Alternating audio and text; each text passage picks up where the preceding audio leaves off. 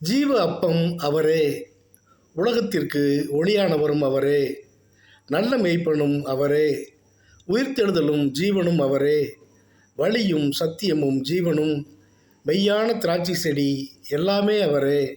எனவே உன் அயலானுக்கு விரோதமாய் தீங்கு நினையாதே, புத்தியையும் ஞானத்தையும் சம்பாதித்துக்கொள். தேவன் கடிந்து கொள்ளும்போது சோர்ந்து போகாதே. ஞானம் உள்ளவன் கனத்தையும் மதிகேடன் கனவீனத்தையும் அடைகிறான். என் வார்த்தையை காத்துக்கொள், என் கட்டளையை கைக்கொள், அப்பொழுது பிழைப்பாய். கர்த்தருக்கு பயந்து தீமையை விட்டு விலகு. கிருபையும் சத்தியமும் உன்னை விட்டு விலகாதிருப்பதாக.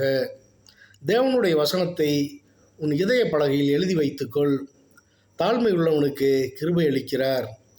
துன்மார்க்கன் வீட்டில் கர்த்தரின் சாபம் இருக்கிறது, நீதிமானின் வாசஸ்தலத்தையோ கர்த்தர் ஆசீர்வதிக்கிறார்.